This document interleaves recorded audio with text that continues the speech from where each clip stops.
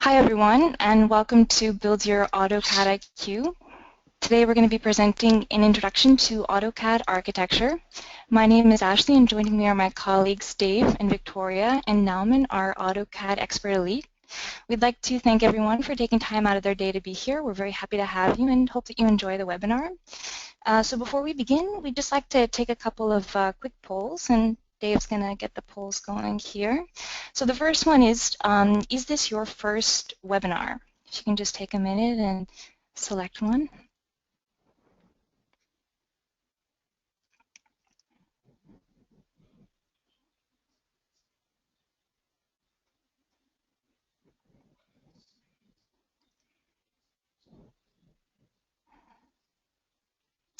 All right, so it looks like for a lot of you, this is not your first webinar, so welcome back. And for those of you who this is your first webinar, a very special welcome to you. So we have another poll, and that is, which product are you using?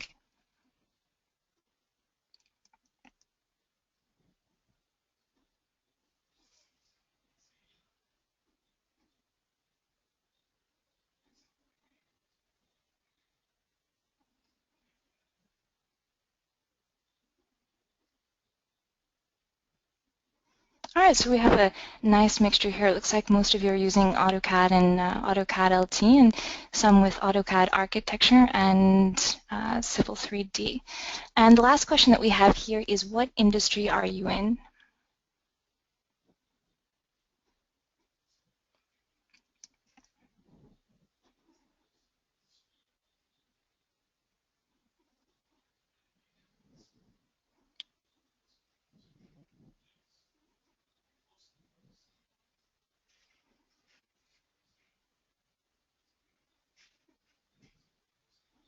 Well, that's interesting.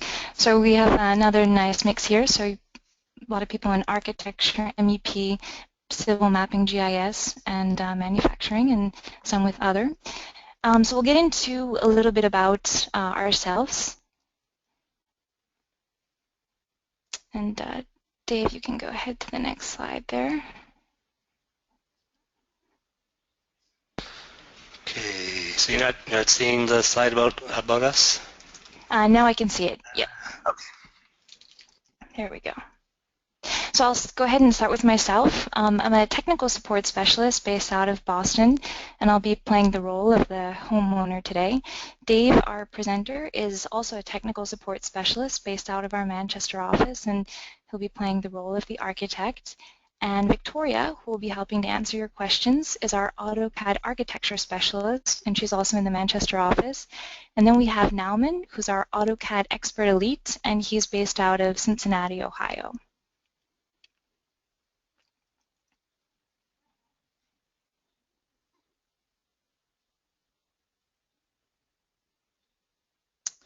All right, so some of our upcoming webinar topics include Back to Basics, Introduction to Navigation Tools, and that's on March 3rd. And then we have the third dimension, Turning on the Lights in AutoCAD 2016. That's going to be on March 10th. Then we have Back to Basics, Customizing the User Interface with the CUIX in AutoCAD 2016, and that's on March 17th. And then on March 24th, we have Tips and Tricks, AutoCAD 2017 features. You can watch past webinars anytime by visiting our Autodesk YouTube channel. You can also download the datasets from Box if you'd like to follow along. And you can register for Build Your AutoCAD IQ webinar series by visiting our landing page. And please visit and also encourage your peers to visit our AutoCAD community forums and share your knowledge. If you're interested to share your feedback with the development team, we also encourage you to join the AutoCAD Customer Council, where you can give feedback and help influence the creation of great future releases. If you would like to get involved, please email us at autocad.beta@autodesk.com or autocad.lt.council@autodesk.com.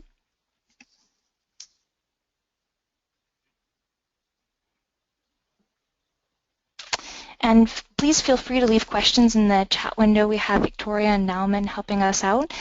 We'll answer them as best we can. For answers that we don't get to in the chat window, we'll address after the webinar. And this session will be recorded, and the links are available in the registration reminder you received, as well as the chat window and the post-webinar survey.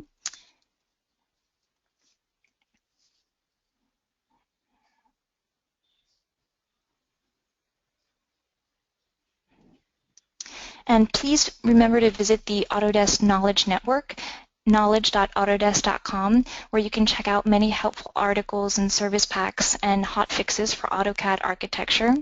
For the AutoCAD Architecture Service Pack 2016, you should download and install both of the service packs for AutoCAD and AutoCAD Architecture, and download the service pack for AutoCAD first.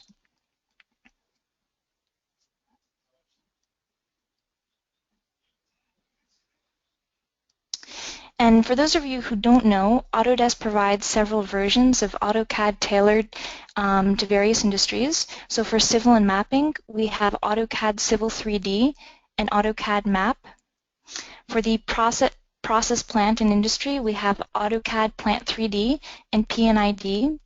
We also have manufacturing for those doing 2D manufacturing design, electrical for people doing circuit board design, MEP for people doing mechanical, electrical, and plumbing, and architecture for those in the architecture industry, which is what we're going to cover today in our webinar. And so now we're going to get to our agenda, the exciting stuff. Dave's going to give an introduction to AutoCAD architecture. What is it? He's going to go over the user interface, as well as modeling and drafting, how AutoCAD architecture uses real objects to represent components in the model, how the model can be used to create construction details, and generating sections and elevations from the model. So at this point, I'll go ahead and turn it over to Dave, who's going to do a really great job at giving you an introduction to AutoCAD architecture. Thanks, Ashley. And of course, we need to have a couple of just prerequisites here. During this presentation, what I'm going to try to do is to show some of the capabilities of the software. So I would like you to look at what the software can do and not critique my design, because I am not an architect and my design skills stink. But I do know how to use the software. I've actually been using the architectural version of AutoCAD since the Sofdesk days. If anybody's familiar with Sofdesk, going a long time, way back with architectural desktop and such. So I was actually there since the beginning of that design and worked with the software all the way through to its current state. And I know Nauman's been using the software for a long time as well. So between us, we should be able to cover a lot of information about the software. I am not going to be showing everything there is to be had in the software. This is just an introduction. I'm really happy to see that there's a lot of people online, so there must be a lot of interest for AutoCAD architecture. And I'm really curious to know what industry the 31% of people that are in another industry are in, but I guess we'll have to just wonder about that. So the first thing I want to talk about with the software is a little bit about the user interface. So it's very similar to AutoCAD. It means built on AutoCAD. So what you know in AutoCAD is available inside of AutoCAD architecture. There may be some commands that are not as visible as they are in the pure AutoCAD version, but you can always go back to the AutoCAD version if you wanted to by changing the AutoCAD profile to AutoCAD architecture.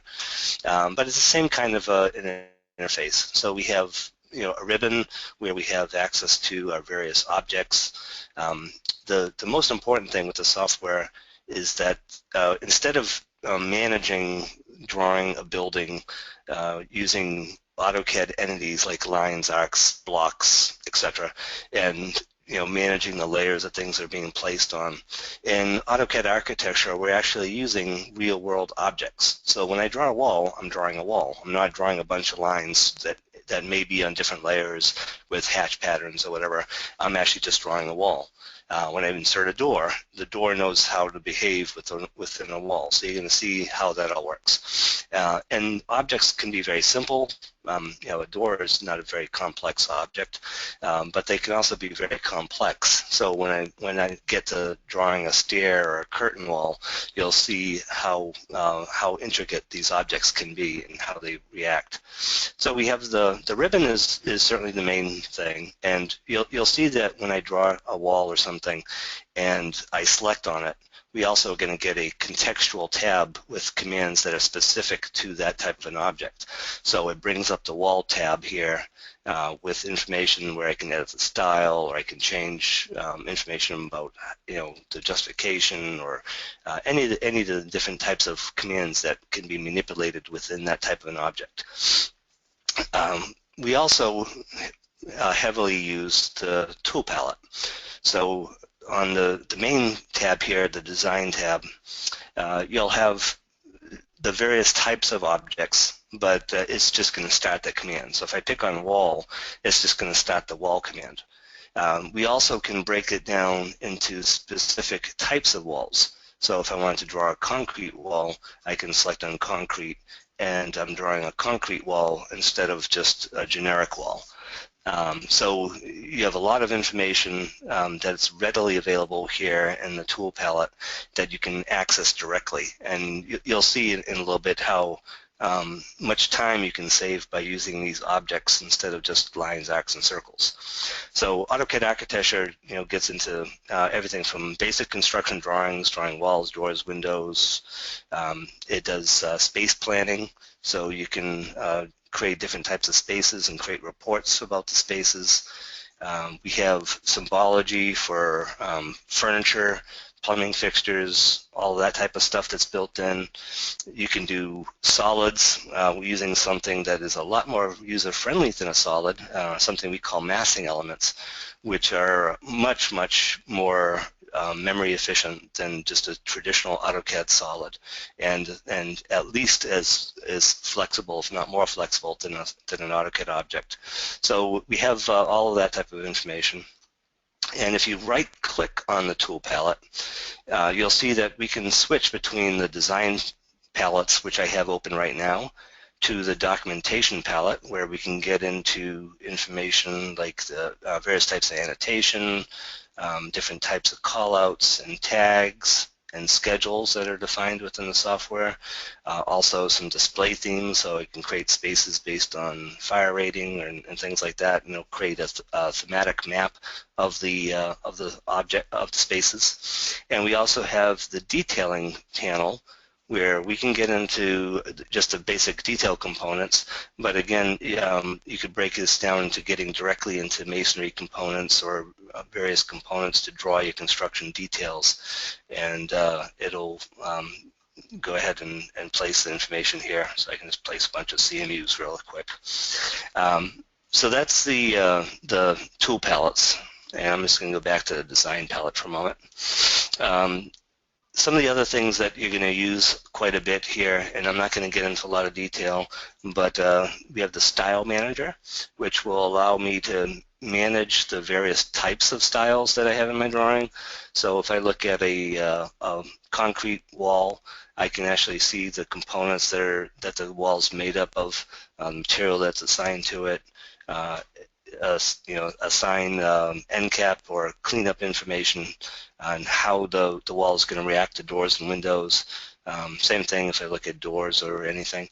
So this is going to show anything that's in my current drawing file. And you can open up a style drawing just using the open command and drag and drop something in here.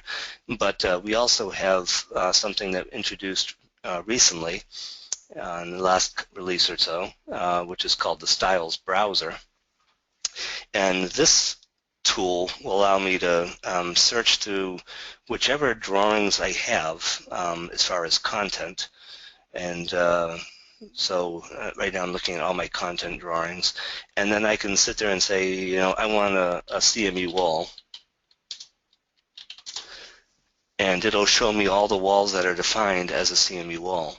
So these walls can be quite complex. right? They don't have to just be a simple wall. If I want to just double click on this wall to draw one of these walls and just turning the corner here, you'll see that first of all, I'm not drawing a line and offsetting it and setting it to a specific layer and on a different color and adding hatching. This is actually just a single object, that I can stretch or change however I want, and it automatically cleans up with its neighboring objects. So I have this wall cleaning up with this one, and we're getting nice crisp cleanups here. But we can even do things like assigning a return on my brick. So the brick is actually stopping and coming back and meeting up with the insulation or the CMU on the other component. So you can draw things here in AutoCAD architecture very simply. And if we were to just flip to a 3D view and I look at this in realistic mode, right? This is kind of a boring side. That's my CMU side here. But if I flip to the other side of the wall, you'll see that here's my brick. So materials are being mapped to these things as well, and you'll see how that works as we kind of move through. And then if I wanted this wall to be on one of my tool palettes and it's not there already, you can just drag and drop the tool palette or the object to the tool palette, and it'll add a link to that style as well. So the Styles browser is a great way of searching through things, and you'll see that within the Styles browser, I'm just going to change back to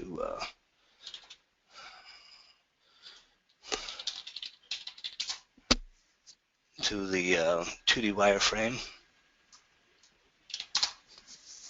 Okay.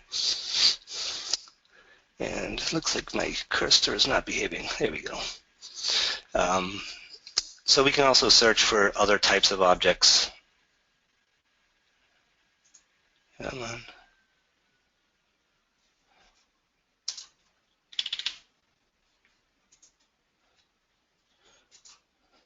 And it looks like I might have locked up AutoCAD architecture, so bear with me for just a moment.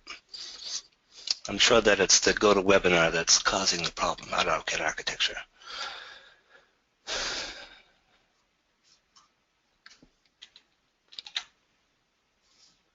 All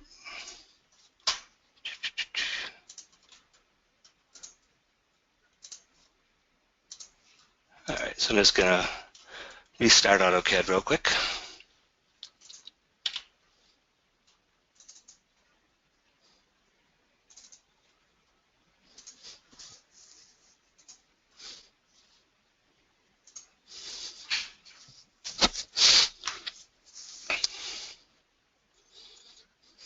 I'm sure that nobody on the webinar has ever had an experience where the software has crashed or locked up on them, so this must be a new experience for you. But let's just wait for this to load back up.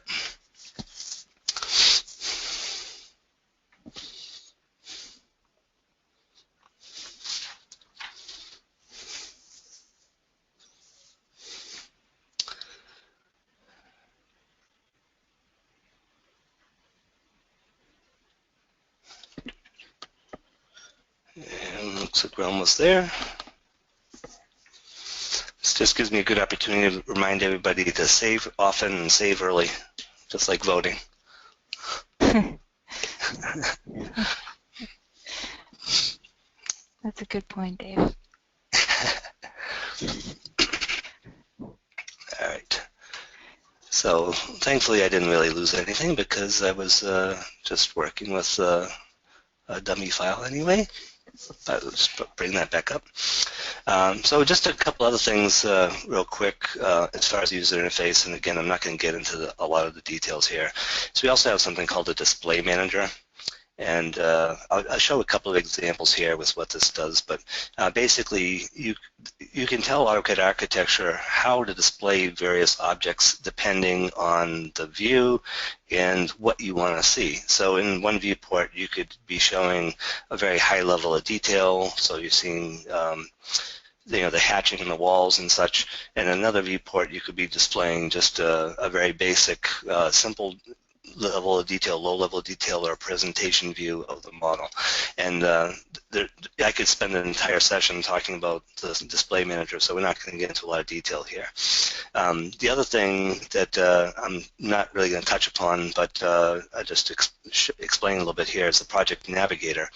And Project Navigator is similar to the Sheet Set Manager, if you're familiar with the Sheet Set Manager in AutoCAD, with additional capabilities.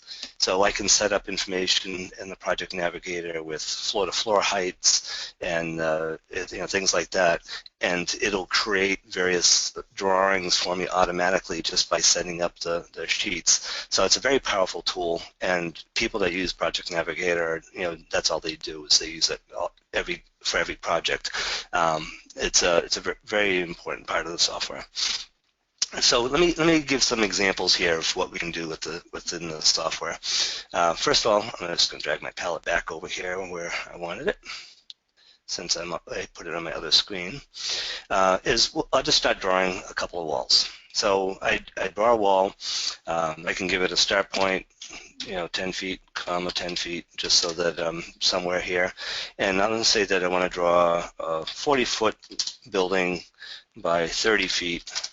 And then I want to go back in this direction and just make a rectangular building. So what I'm going to do is I'm going to use the ortho close option and just pick the direction, and it'll figure out how far the wall has to go to meet the other corner of the building. So we have a really simple, in this case, just a generic wall. And like I said, you can draw very complex walls. So it doesn't have to be just something like this. It can be something. Actually, let me do this. I'm going to go back into my styles browser, and you're opened up on the side, and I'm going to go back to my walls, and let's search for siding. So I've got a 5.5-inch wall. Since I'm in New Hampshire, we need to have thicker walls you might have down in Florida or something. I'm just going to select that, and I'm not going to draw that wall. I'm just going to go ahead and close this. I'll select the walls here, go to my property palette, and I'm going to select my wall with siding. And I probably put that in the wrong direction if I'm unlucky, which I believe I am here. So let's see. I can flip the walls around so that the siding is on the outside of the wall instead of on the inside of the wall, just using my grip. And again, if I were to look at this in realistic mode, right, now I've got siding on the side of my wall, not just a generic wall. So these grips that are available within the software are very, very powerful. If I just select it on a wall, you'll see that there are grips to extend the wall, so I can just extend it. There's a grip to move the end of the wall, so I can just move it, or things like flip, which will flip the wall from inside to outside. So these grips are there to help you in your day-to-day drafting. I want to place a door in the wall, so I'm just going to grab actually I'm just going to select it from the ribbon here, and let's see, what do I have? Right now I'm set to just a standard door, so I can just place this. Actually, when I go to place a door, you're going to see that I can select the size of the door just by picking the little drop down here, and I can enter in whatever size I want. And then there's a nice option in here as far as, let me stretch this out just a little bit so you can see it. There's an option here that says position along the wall, and I can have it unconstrained, where I can just pick the door and it'll just kind of follow along wherever I put it. Or you can tell it to place it with a little bit more of intelligence. So I said I want it to either be offset, in this case 6 inches from a corner, or centered on the wall. So you'll see as I move my cursor now, it's putting it in either 6 inches from the corner, and you see the temporary dimensions that show you what's happening here, or in the center of the wall, or 6 inches from the other side. So I want this to be in the middle, and I want it to be swinging in to the left. So I just move my cursor so that you see the swing where you want and place it.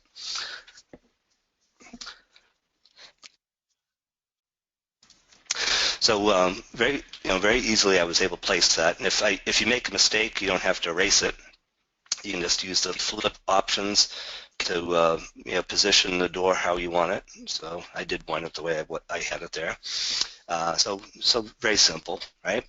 I'll go ahead and place some windows. And let's see, what am I set to? I'm set to just a standard window. I'm going to say I want this to be a double hung window. I want it to be 3 foot by 5 foot. So you want to make whatever size you want. Right now I'm placing this based on the head height of the window, and I'm telling it that I want that to be at 6'8". So I place select the wall. Again, I have this set to be offset or center, but this time I have it set to 3 feet away from the corner or centered. So that's what I want. And I'm just going to go ahead and move my cursor, and you see that it's jumping from whatever to whatever. So I'll go 3 feet from the corner. I'm going to say I want it 3 feet from the door, 3 feet from this door, and 3 feet from the other corner. So really quickly I could place those windows spaced evenly along my building.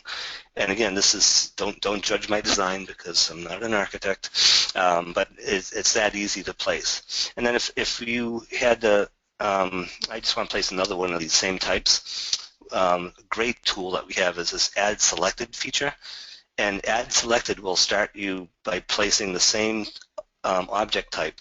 So maybe I have a kitchen back here and I want that same double hung window, but in this case I only want it to be maybe 3 feet high because it's going to be above the counter, and I just want to place it there.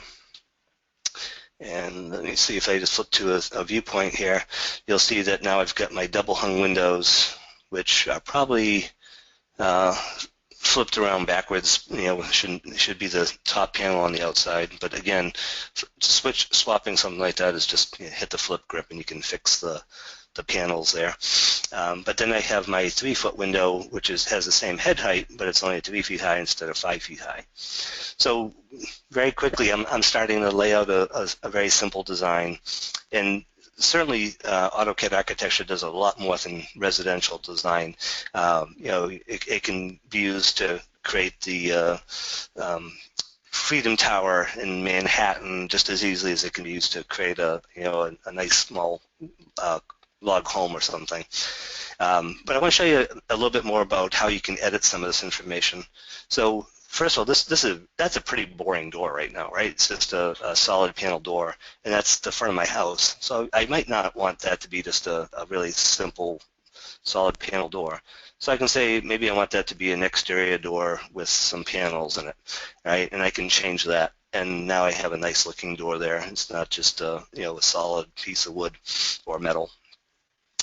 And if you want something with glass in it or something, you just go to the styles browser and you can find a different style.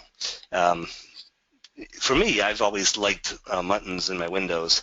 So instead of just a double hung window, I'm going to select on one of these windows, and I'm going to go to the Edit Style button up here in the ribbon, and I'm going to go to the Display Properties, and I'm going to say I want to add some muttons in here.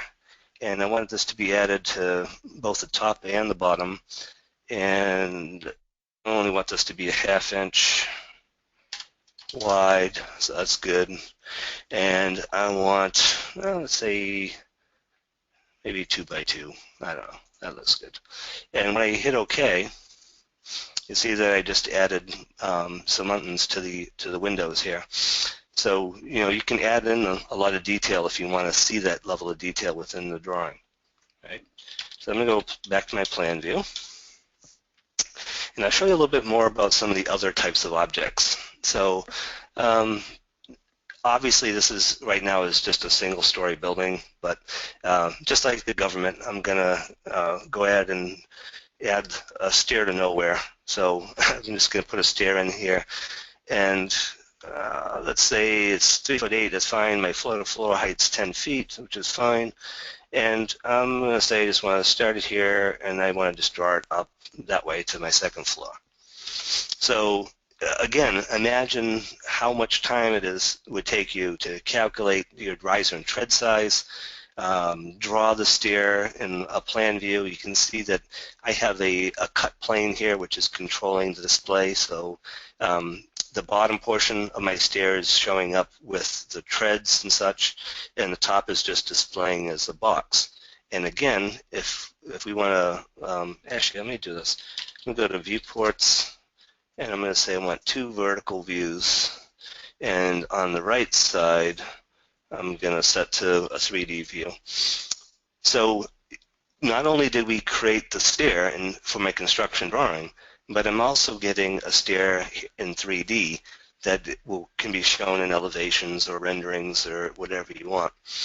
And these stairs can be, if I go back to the content styles browser, and I'll look at stairs,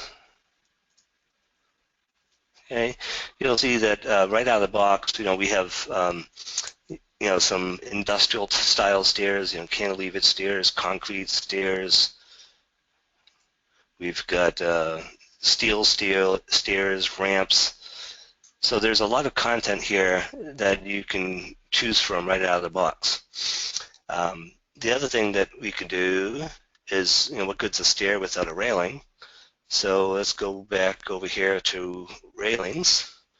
And I just want to set this to be just a generic standard railing, and I'll select the side there, and you can see that I just added a railing.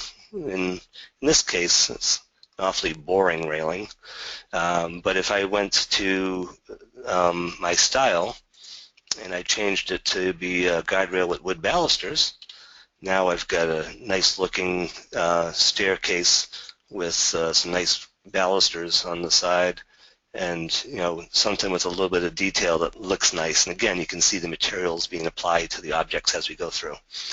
So that was a pretty simple stair. What happens if you had a stair that's a little bit more complex? So I'm going to do add selected just to draw a stair. Let me pan out a little bit so you can see what I'm doing here. I'm just going to draw it on the side. And I'll say that I only want to go up a few treads, and then I'm going to add a landing, and then I'm going to continue off that direction.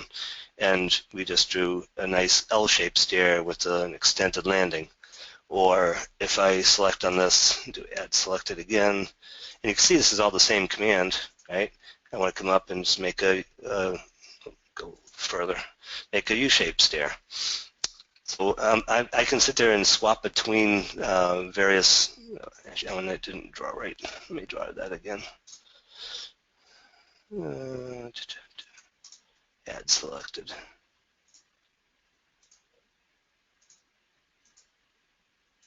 There we go. So we draw a U-shaped stair. So you can add in, with a single command, something very simple or something very complex. And again, adding a railing or something is just a matter of picking the edge of the stair and telling it to add a railing. So it's very simple to add even a high level of detail. So right now, if I had this house with my stair to nowhere, I'd probably be getting a little wet right now if it started raining. It's been raining here quite a bit the last day or so. So let's put a roof on this. And to add a roof, I'm just going to pick on the corners of my building. And you can see how it's adding in my roof just by picking the corners there. All right, so I've got a nice roof being placed, and I don't really like the hips. I would prefer, a gable over here. So I'm just going to use my grip on the corner, and I'm just going to stretch it out. And actually, oops, let me do it this way. I'm just going to stretch this, and I now have, a hip or a gable on both sides.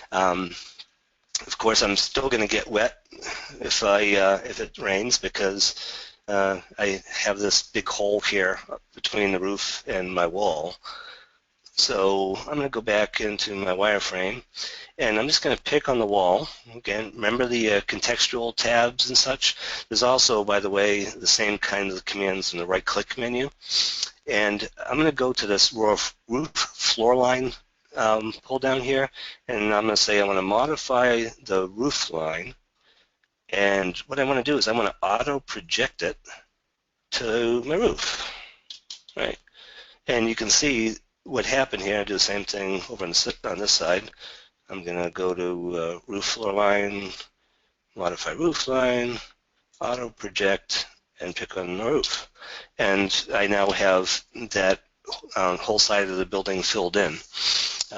Let's add another door. Why not? Let's do add selected, and we'll just put a door in over in that direction. And maybe I want to add another window over here, so add a window there and there. And you can see you can work in plan view just as easily as you can in a 3D view. Just keeping an eye on the clock here. So we're able to create something pretty quickly, right? So that's some of the modeling things. I want to show at least one example of a more complex object here, even in the stairs and roofs and stuff. If I go to curtain wall, and I don't know if I created or if I added a curtain wall in here already. Oh, I did. All right, so I've got standard. All right, so I just got standard right now. Let me add something. Oh, actually, I'll start with that one. Curtain wall, and I want this to be 39 feet high. That's whatever, right? And I'm just going to pick a couple of points, and you can see that I'm actually creating an entire set of panels for a curtain wall. But if I go to the styles browser and I look at curtain walls, let's say, let's do a 3-story building. That's fine. And I'm just going to go ahead and select that and change my style. And now I've got a curtain wall with windows and materials and everything else. So again, I'm not going to explain how to create these styles because that can be a whole webinar by itself. But and actually, kind of an interesting little side note is that I think all of the styles that are in here from my curtain wall library. I actually went through Boston taking pictures of some of the buildings in Boston, and that's what they modeled some of these curtain walls on as far as samples. So it was kind of an interesting experience where I was able to add some information that became content within the software. So let me go back here to, I don't need this other viewport right now, so let me go back to single view. And let's talk a little bit about some construction drawings and scheduling and such like that. So I'm going to go to, I just go to my annotate tab because all I want is a window tag. And I'm going to select on my window. I'm going to select a location for it. What's going to happen here is this tag automatically is attaching property set information based on what the tag is pointing to. So it's pulling information out of the object. So see the things like the styles, double hung, the width and the height, the head height. You can enter information about the materials and the manufacturer, all kinds of information. So I just place that. It tags the window. I'm going to use the multiple option because I'm lazy and I don't want to tag each of these individually. Okay, and I'm just going to hit OK, and looks like I missed at least one of these windows, but I can undo that. Window tag there. Okay, multiple. Maybe it got confused because I had some windows on one wall versus the other. Anyway, so I'm placing some tags. So we can put that information in here, and then I'm going to do a window schedule. And I'm just going to select everything and place a window schedule here. And so I didn't get all the tags in, but that's okay. If I want to add some more, I just do add selected. Okay, okay, okay. And then you can see the line that shows up in here. I can tell it to update the schedule, and now I've got all my windows. I actually think I forgot one that, maybe I erased that one in the back of the building. But I've got all my windows here in my window schedule. So it's that easy to place. And in the schedule, instead of having it manually updated, you can tell it to automatically update things. So say automatic update yes. You might want, if you're doing like a renovation, maybe you want to set it to no so that if you make a change to the building, it's not automatically changing. And I want to automatically add new objects, yes. So now if I made a change to the schedule or to the building, this one's going to be 4 feet high. You can see that it's automatically changed in my schedule. So really simple to add annotation and schedules, and this can be in separate drawings. It doesn't have to be in the current drawing. I'm also going to do a couple of elevations. So let's say I want an elevation here, looking this direction. You could, if you're using Project Navigator, you can put this in a different drawing and have it linked. In this case, I'm just showing a real quick example. So I'm just saying that I want it to be here. Oops, gotta read my prompt sometimes. Elevation. My current drawing. Specify the corner. Yes. And the result over there. There we go. So I just created an elevation. You can see I got my double hung windows and my door and the door swing and the siding and that's my roof. Let's go ahead and do another elevation over on this side. And by the way, if this was going into a separate drawing file, it would automatically update the tag with its sheet and view number and such. So we're able to place that kind of information on the model real quick. The other piece that I want to show here, and again, I'll just give a quick example because we don't have a lot of time, is the detail component manager. And I think that the software is worth using even if you're just using it for the detail component manager. It's a really powerful piece of the software. So we have a huge library here of detail components. So if I go into masonry and I want a concrete CMU and I want a 3-core CMU, and you can see different things here and different sizes. I want a 6 by 6 by 8. I'm going to say I want to insert this in my model, and I can tell how I want this to be placed. If I want an elevation section or plan, in this case I want an elevation, and I want to go from here, actually, no, I think I want section. There you go. And I want to draw it up 10 feet. So I just drew all the CMUs for a 10-foot wall, right? You can see hatching and everything that goes along with it. And I'm just going to go back into my detail component manager. And, there's brick, there's metals, all of your steel framing, right? Your various shapes and everything that you would need, all your standard sizes. One of the ones that I like to draw here is steel joist. I'm going to go steel joist, and I want a H-series steel joist, and I'm going to say insert this. And again, we can come over and say, in this case, I want this to be an elevation view. And I'm just going to pick the corner of this, and I'm going to draw it out of the ways, and then I can add in my end piece here, and you can start building up your detail with all of the various components.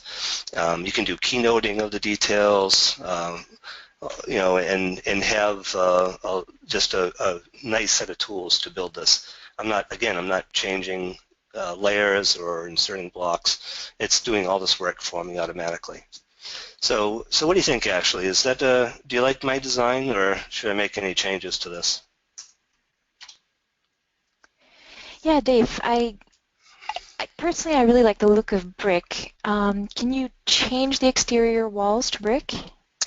Change to brick. Let me see. That's probably going to take a little while because I have to, draw some new hatching and everything. But let me take a look here. First of all, do I have a? I don't even know if I have a brick style in my drawing. So let me just check. Uh, no, so I don't have a brick in my drawing currently. So let me go to the styles browser and let's go find a brick wall style.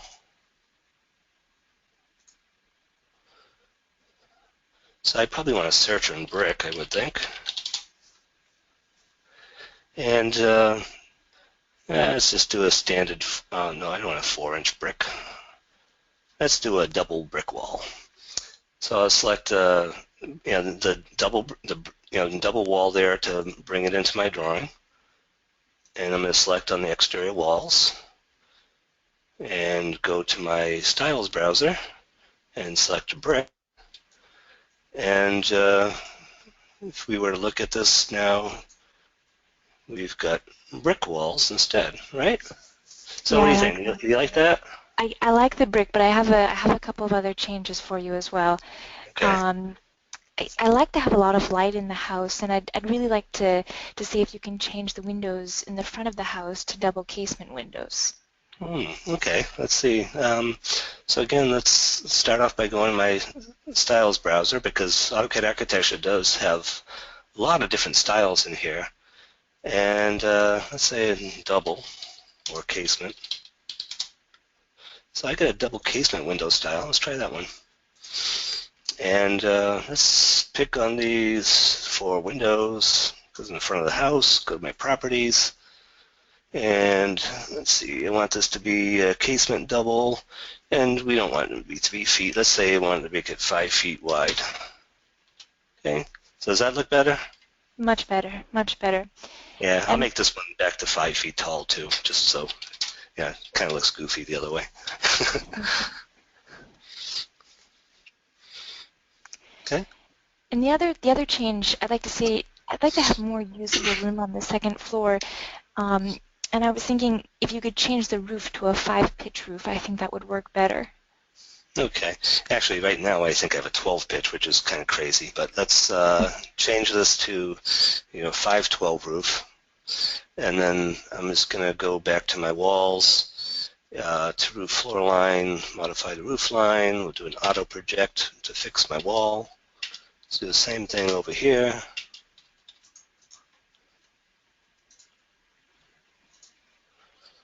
Auto project. Yeah. So what do you think about that? Much better. Perfect. So let me just show you what it looks like here with the realistic style. Right, so you can see them. You can actually see right through my windows, by the way, and see the stair that's in there, stair to nowhere. um, and then what I'm going to do, I probably need to update my construction drawings as well, which happen to be in the same drawing here. So you can see that my schedule is automatically updated. Right, I now have my casement double showing up, and then my elevations are wrong. So I'm just going to tell it to refresh both of these, and there's my updated elevations. So you can, I hope that in this very brief presentation, I was able to show how AutoCAD Architecture is the right tool for doing anything within AutoCAD for doing building design. It's very easy to use. A lot of automation that's happening in here. Automatic sections and elevations and the construction details and everything else that's in there. I wish I could spend more time, showing it because it does an awful lot more than what I've shown. But I guess at this point we'll jump back over and we'll go through the last couple of PowerPoint slides, and then we'll see if we have any questions that I can help with.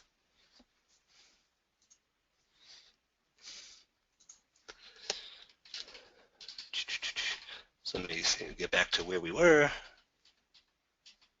Whoops, too far. Dave, you did a really great job, and we certainly hope that everyone enjoyed the webinar and that you hopefully learned something new. That's why we do the webinars. So in just a second, we're gonna go through some additional resources first, and then we'll take a quick poll. So the AutoCAD architecture website is a really great resource, as well as the forums. And of course, the service packs and hotfixes are available.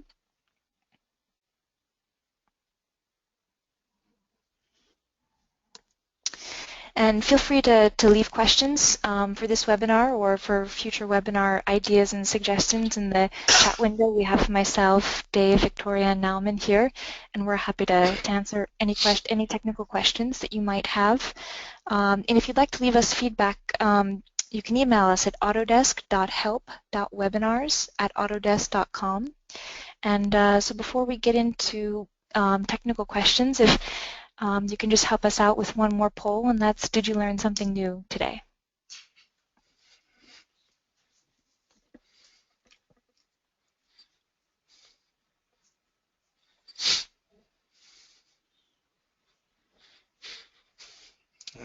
Looks like quite a few people did learn something new, so I'm happy to hear that.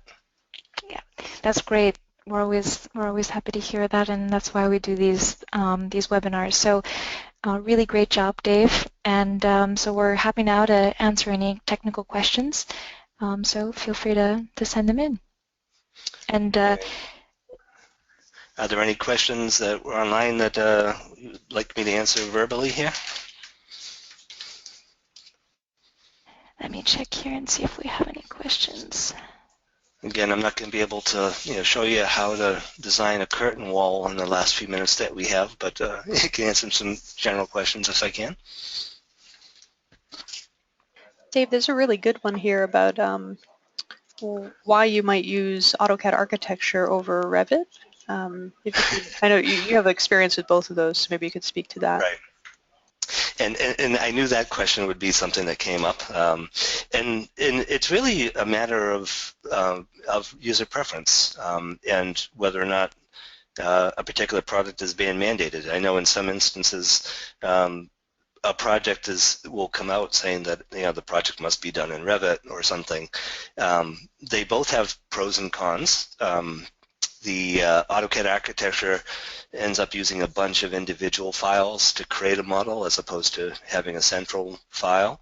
AutoCAD architecture is maybe a little bit more flexible in how things are displayed. So you have more capability as far as controlling how something looks within your drawing as opposed to Revit, which can be fairly limited in how to change things. But they're both great tools for architecture. And it's a matter of, do you want to, if you're more familiar with AutoCAD, maybe you want to stick with AutoCAD architecture. If you want to work with Revit, it's a great tool as well, obviously, and a lot of people are moving to Revit, but it's really a matter of preference.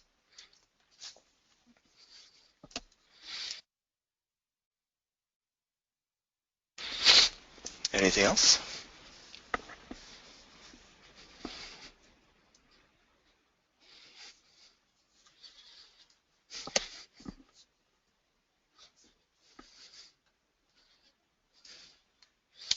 Just see if I can open up the questions panel myself real quick.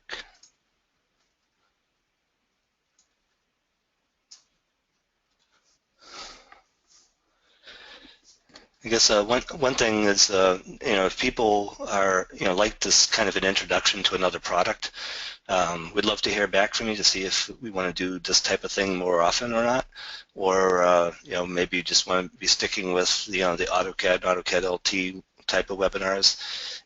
I've been wanting to do this webinar for a while because I am, have a love of AutoCAD architecture in the first place, and I think that a lot of people can benefit from using one of these, what we call vertical products, as opposed to just the generic AutoCAD or AutoCAD LT. I think that if you're using AutoCAD or LT for doing building design, I'm hoping that you saw the benefit of using this more specific version of AutoCAD.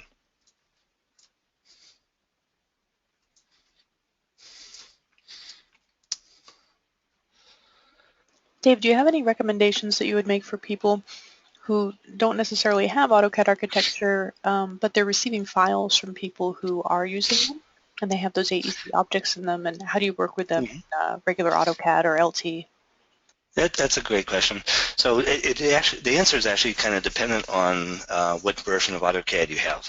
So the newer AutoCADs, like 2016, have the object enabler for AutoCAD architecture built right in, so you don't have to do anything. But if you are using an older version of AutoCAD, you may want to just pull up. See, I'm just going to go to the AutoCAD webpage here real quick. AutoCAD.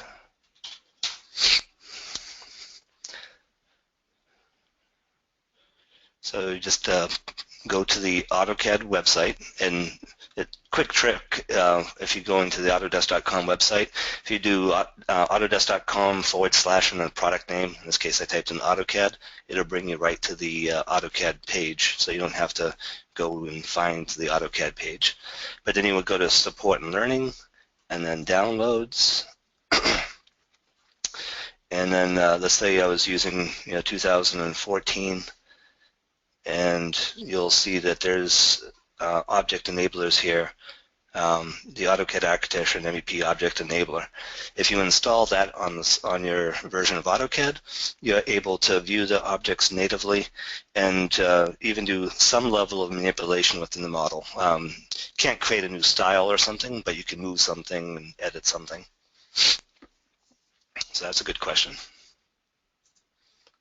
If we have another one here, where can you go to get larger libraries?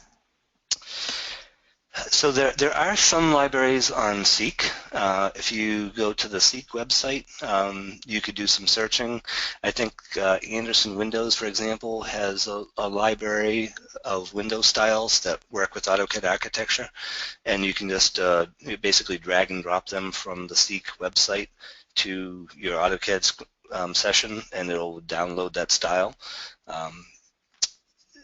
So that would probably be my first place to go. There may be other places as well, but I know that there's content available in Seek.